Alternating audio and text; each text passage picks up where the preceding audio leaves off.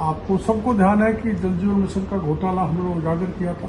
आखिर में महेश जोशी, जिनके प्रमाण मैंने ईडी को दिए थे, वो सही पाए गए और उनको गिरफ्तार कर लिया गया। पूरा प्रदेश ये मानता है कि जल जीवन मिशन में भयंकर घोटाला हुआ। केवल 900 करोड़ का ही नहीं, 20,000 करोड़ के ऐसे टेंडर थे जिसको एफसी ने पास किया, वो 30 से 40% बढ़ो गए।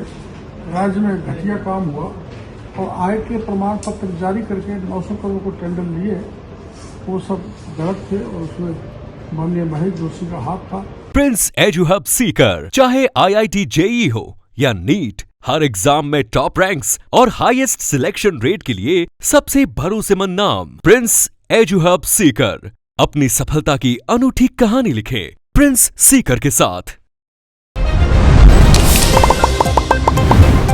जा रही है, मगरमच्छ नहीं पकड़े जा रहे, 60 थानेदार पकड़े, उसमें एक आरएस पकड़ा।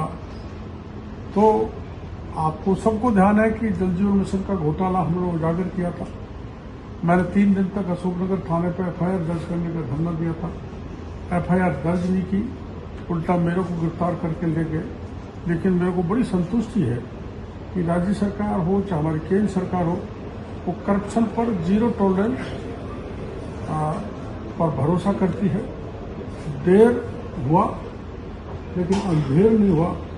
आखिर में महेश जोशी, जिनके प्रमाण मैंने ईडी को दिए थे, वो सही पाए गए और उनको गिरफ्तार कर लिया गया। राजनीतिक प्रतिशोध इसलिए नहीं कहा जा सकता कि 1.5 साल पहले जो शिकायत दी गई उसकी बड़ी गहराई से जांच करने के बाद गिरफ्तारी की है। आनंद फानंद में कोई गिरफ्तारी कर लेते तो राजनीति है। आपको पता है गणेश जी सीरियस ट्रैक में आए, वो जो श्याम ट्यूबवेल कंपनी है, गणपति ट्यूबवेल कंपनी है, जो अपना वो पद्म जैन था, वो गिरफ्तार हुआ है। और इनका एक संजय बड़ाया था, वो गिरफ्तार होने के बाद बड़े उस पर ईडी ने गहराई से जांच की। इसलिए कतई किसी प्रकार की कोई राजनीति नहीं है। पूर्व मुख्यमंत्री राजनीति करने के लिए भाषण दे रहे हैं, लेकिन पूरा प्रदेश ये मानता है कि जल जीवन मिशन में भयंकर घोटाला हुआ। केवल 900 करोड़ का ही नहीं, 20,000 करोड़ के ऐसे टेंडर थे जिसको एफसी ने पास किया, वो 30 से 40% बढ़ो गए। राज्य में घटिया काम हुआ और ये 900 करोड़ का तो काम हुआ ही नहीं, बहुत कम काम किया। फर्जी फर्म के फर्जी प्रमाण पत्र, कॉम्पिटेंसी के और आय के प्रमाण पत्र जारी करके 900 करोड़ को टेंडर लिए, वो सब गलत थे और उसमें माननीय महेश जोशी का हाथ था। वो आप जेल के शिक्ष होंगे। नहीं, महेश जोशी आखिरी कड़ी नहीं है।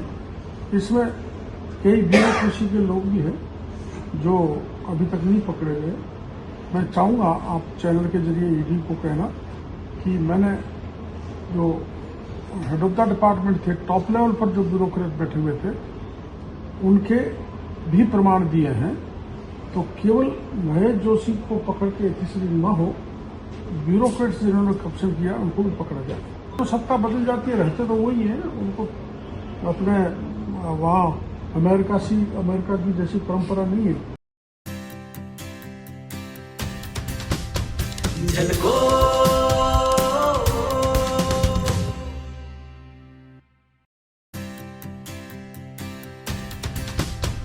झलको